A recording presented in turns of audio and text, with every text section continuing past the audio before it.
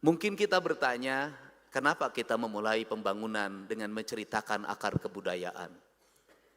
Saya menyampaikan tidak ada satupun bangsa di dunia ini yang mencapai kemajuan dalam pembangunan peradaban bangsanya, kecuali yang terikat pada konstitusi bangsanya. Konstitusi di negara-negara maju itu adalah konstitusi yang mempertahankan nilai tradisi yang terjadi pada masanya, dan dia dalam konstitusi. Inggris bangunannya tetap masa lalu, Amerika bangunannya tetap masa lalu. Indonesia punya bangunan masa lalu adalah hanya dua, satu cerita sejarah, yang kedua adalah peninggalan kolonial. Pembangunan bukan rangkaian teknokratik yang hanya didasarkan pada pikiran-pikiran akademik. Pembangunan bukan kalimat-kalimat fakta yang ditulis dalam buku-buku peraturan daerah tentang anggaran belanja pembangunan daerah. Pembangunan adalah ritme sejati tentang keselarasan manusia dengan alamnya. Keselarasan manusia dengan tanah, air, udara, dan mataharinya adalah ritme indah yang dimana kita diberikan alam yang indah bernama tanah Jawa Barat, tanah Sunda, punya gunung yang nungajentul, punya air yang mengalir, punya sawah yang terhampar, punya lautan dan samudra yang sangat luas. Seluruh tata nilai itu ada dalam naskah Sanghyang Siksa Kandang yang menceritakan tentang tata ruang yang disebut dengan gunung kudu awian, lengkop kudu balongan, lebak kudu sawahan yang disebut dengan tritang tu dibuana. Sanghyang Siksa Kandang menceritakan tentang civil society, yaitu trias politika, Rama, Resi, dan Prabu. Seluruh nilai-nilai itu kita tinggalkan, seolah kita akan menggapai masa depan, seolah kita adalah kaum akademik yang tidak perlu catatan masa lalu, seolah kita akan pergi ke depan dengan hanya menggunakan buku kesempatan kita yang kita bangun dalam narasi-narasi politik. Tetapi kita lupa ternyata 80 tahun Jawa Barat terbangun, ternyata seluruh rangkaian itu tidak menjadi fakta. Kenapa? Kemiskinan masih menganga, jalan hancur di mana-mana. Hari ini kita punya derita seorang anak berumur 3 tahun, berasal dari Kabupaten Sukabumi, pada sebuah kampung terpencil. Ibunya ODGJ, bapaknya mengalami TBC. Anak itu tiap hari dikolong, dia meninggal di rumah sakit dalam keadaan seluruh cacing-cacing keluar dari mulut dan hidungnya. Betapa kita gagap dan betapa kita lalai. Kenapa? Perangkat birokrasi yang tersusun sampai tingkat RT ternyata tidak bisa membangun empati. Kenapa? Manusia tidak terbangun dalam nalar dan rasa. Semua orang bicara anggaran, semua orang bicara keuangan.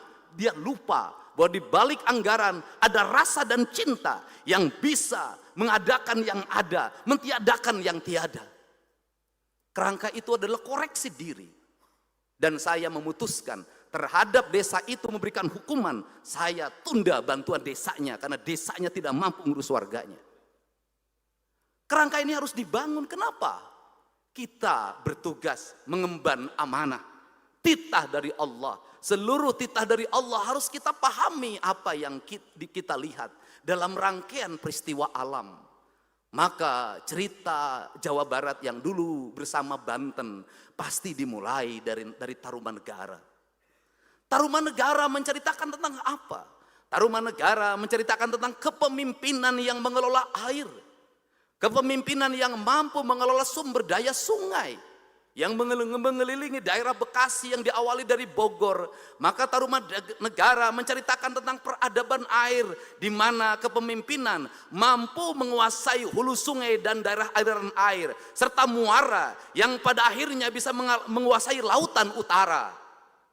Cerita itu bukan cerita mistik, tetapi cerita fakta bahwa bangunlah peradaban Jawa Barat dengan apa? Melakukan normalisasi sungai di kali-kali Bekasi, di kali-kali Bogor, karena itu adalah bentuk peradaban. Dan hari ini tata ruangnya berubah, di mana sungai-sungai berubah peruntukannya, di mana sawah-sawah berubah peruntukannya, pemukiman menghampar di Kabupaten Bekasi, di Kota Bekasi dan Karawang, banjir dalam setiap waktu, kemiskinan tidak terselesaikan, perbedaan kaya yang miskin terus menganga. Kenapa? Salah dalam melakukan tata ruang.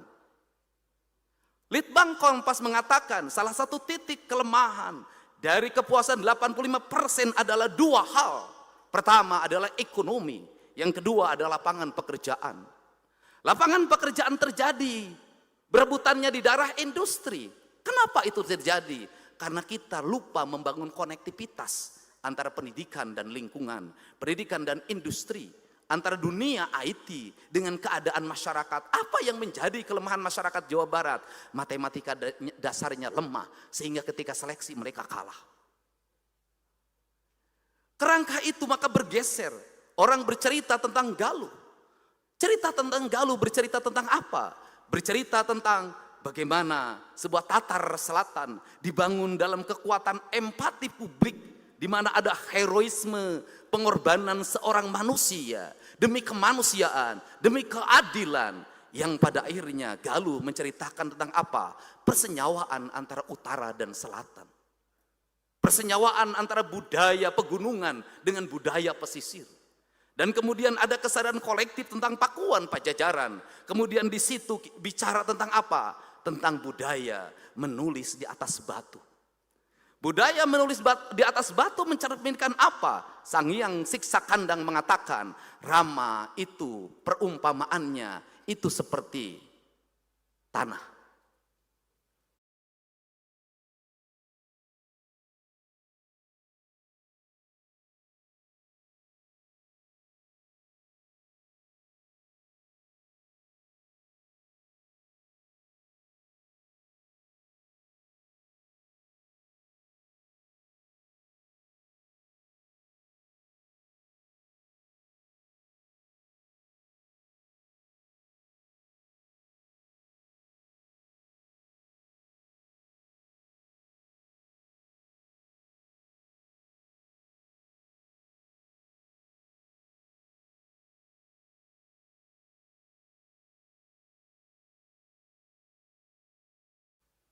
Resi seperti air, Prabu itu seperti batu.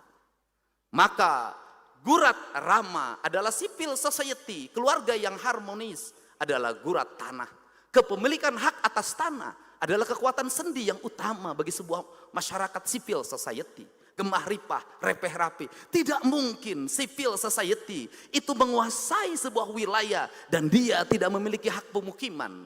Maka kebijakan berikutnya adalah hak kepemilikan atas tanah yang melahirkan hak kepemilikan pemukiman yang layak. Itu harus menjadi sendi utama. Disitulah Rama. Resi adalah lambang dari guru, dosen. Maka dia punya karakternya air.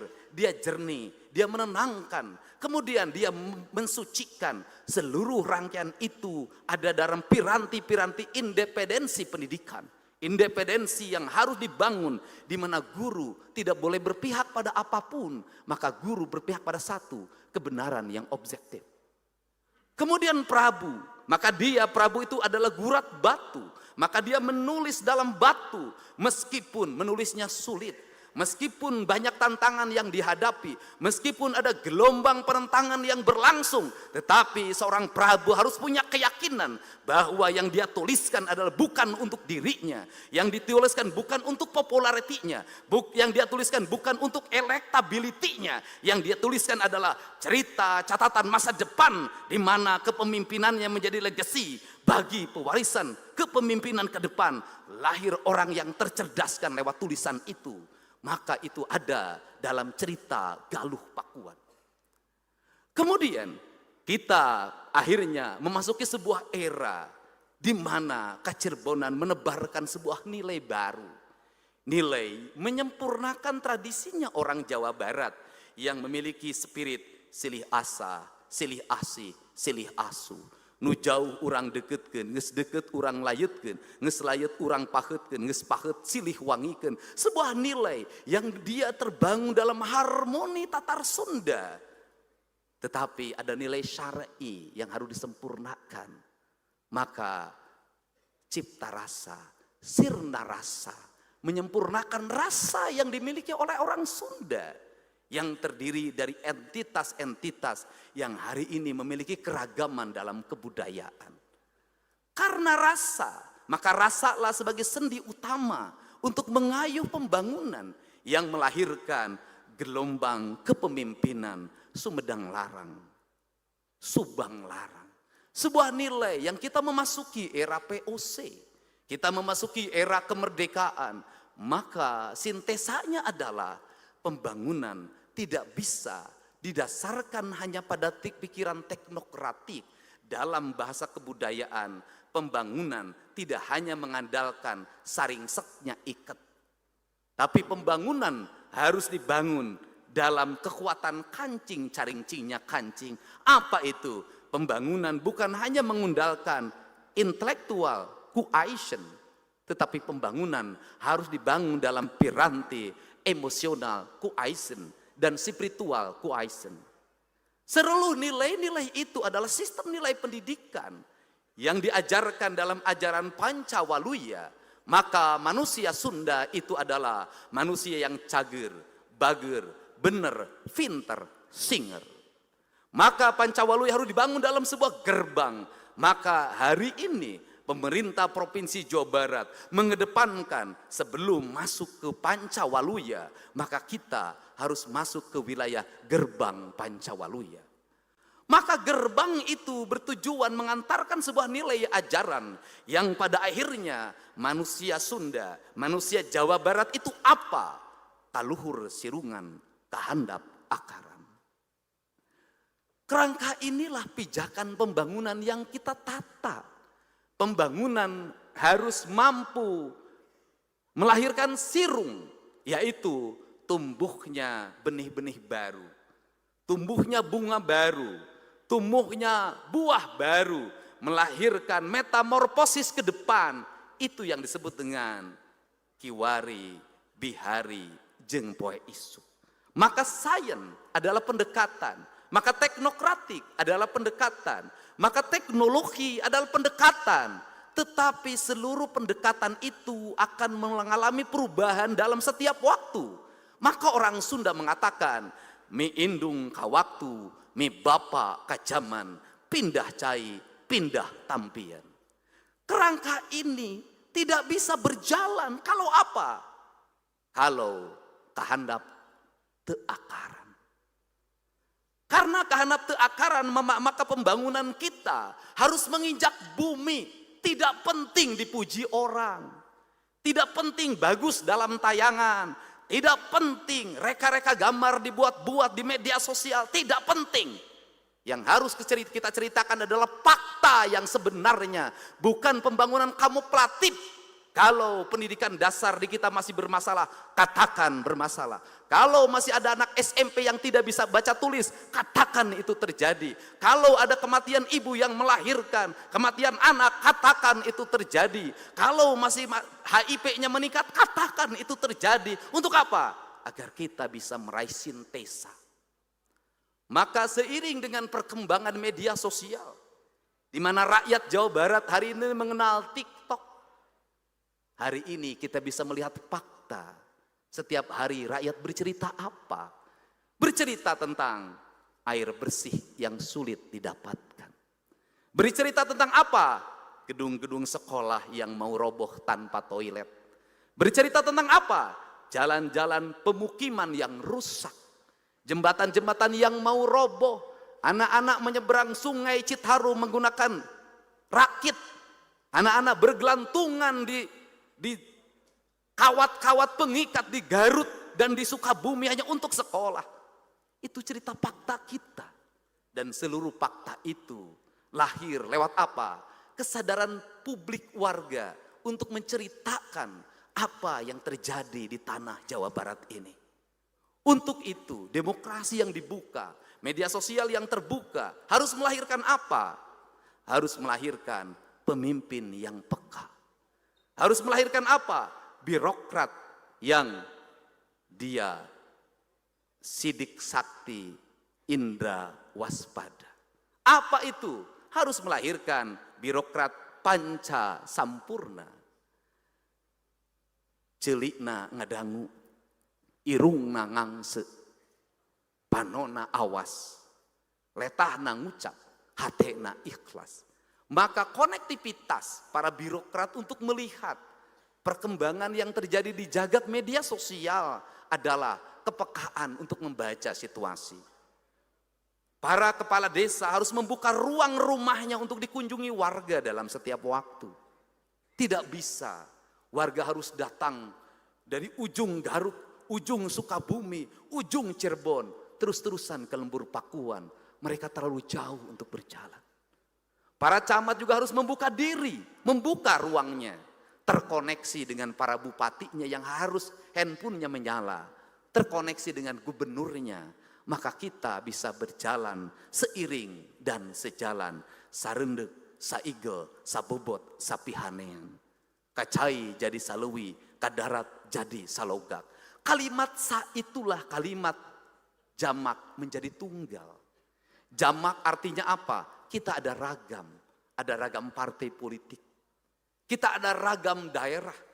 Kita ada ragam kepentingan. Ada ragam baju. Tetapi seluruh keragaman itu manakala didorong oleh kebeningan hati, maka akan lahir kemanunggalan, yaitu kalimat sa, kalimat yang mempertautkan, kalimat yang mempersatukan, kalimat yang menyatukan, yang tanpa jeda, bahwa di antara kita yang bekerja, baik legislatif, eksekutif, yudikatif, dari mulai gubernur, para ketua DPRD, para wakil ketua, para anggota, dan seluruh sampai pada tingkat RT, RW, bupati, wali kota, lurah, camat, kepala desa, kuwu. Ada yang menyatukan, yaitu kalimat ilah. La ilaha illallah.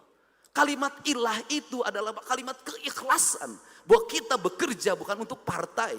Kita bekerja bukan untuk dipilih kembali. Kita bekerja untuk apa? Sebuah pengabdian. Bahwa kita mengabdi pada Tatar Sunda, pada Tatar Jawa Barat. Untuk menghilangkan kemiskinan, menghilangkan kebodohan, mengangkat derajat orang-orang miskin dan anak-anak yatim yang didengungkan oleh Rasulullah sebagai sendi utama untuk membangun kemakmuran bagi warganya.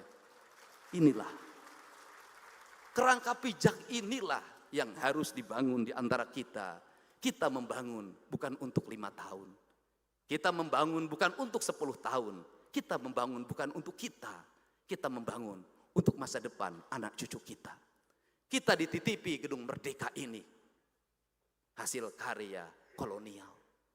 Kita dititipi Gedung Sate hasil karya kolonial. Pertanyaannya adalah, apa yang kita titipkan bagi generasi Jawa Barat ke depan? Kalau kita tidak punya nilai-nilai filosofi yang besar dan mendasar. Untuk itu, semoga pembangunan di Jawa Barat, lembur diurus, kota ditata, adalah rangkaian lagu yang tidak pernah berakhir dalam irama angin, irama air, irama matahari, dan kemudian pada akhirnya bisa memaknai simbol-simbol peradaban yang seringkali orang mengatakan kemusyrikan. Simbol peradabannya apa? Orang Cina mengenal yin dan yang, maskulin dan feminim. Sebagai bentuk peradaban dia mensimbolkan filosofi tentang manusia. Orang Sunda itu punya 3 simbolisasi. Yang pertama, kalau Laut Selatan itu mengambil filosofi kebudayaan Jawa, maka dilambangkan dalam simbol putri yang cantik bernama Nyi Ratu. Itu cermin bahwa laut kalau diurus, maka dia akan menjadi putri yang sangat cantik. Harus dijaga kehormatannya. Tidak boleh diambil terumbu karangnya. Tidak boleh lagi ada berbagai aktivitas yang merusak kelautan. Dan saya berterima kasih pada Bu Susi yang selalu mengingatkan saya untuk menjaga Laut Selatan. Kemudian yang kedua, simbol dari gunung dan hutan. Maka orang Sunda mengatakan itu adalah Abah, Eyang, Uyut, Siliwangi, Maung, Pajajaran. Dia adalah lambang kehormatan.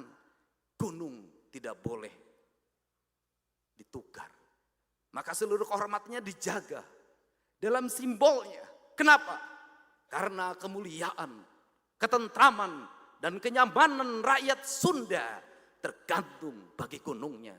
Kalau gunung dijaga kehormatannya, maka kita terbebas dari kemiskinan dan terbebas dari bencana. Yang ketiga adalah simbol dari tanah. Maka disebutlah Sunan Ambu, lambang dari seorang ibu yang harus dihargai dan dihormati. Maka perlakukanlah tanah yang kita pijak ini seperti kita memperlakukan ibu kita. Sunan Ambu dalam kaidah Sunda, dalam kaidah Nusantara yang diajarkan oleh Bung Karno, disebutnya adalah ibu pertiwi. Kalau hari ini tata guna tanah kita rusak, kalau hari ini tanah tidak pernah kita hormati untuk menerima air, kalau hari ini tanah menjadi rebutan hanya untuk menumpuk kekayaan, sesungguhnya kita adalah orang yang durhaka pada ibu kita. Untuk itu, saya meyakini perjalanan 6 bulan saya memimpin dengan Kang Erwan adalah perjalanan yang baru meletakkan kerangka dasar. Apa yang kami raih dalam 6 bulan bukan hasil kami, tapi hasil seluruh masyarakat Jawa Barat. Hasil pimpinan dan anggota DPRD dari mulai provinsi sampai kabupaten kota. Hasil dari seluruh jajaran para bupati wali kota sampai para ketua RT dan RW-nya. Mari kita bersama membangun Jawa Barat, paheyeuk-heyeuk leungeun, paantai-antai tangan, sareundek saigel, sapuput, sapihanean, kacai jadi saleuwi, kadarak jadi salogak. Wallahu muwaffiq ila aqwamit thoriq. Assalamualaikum warahmatullahi wabarakatuh. Sampurasun.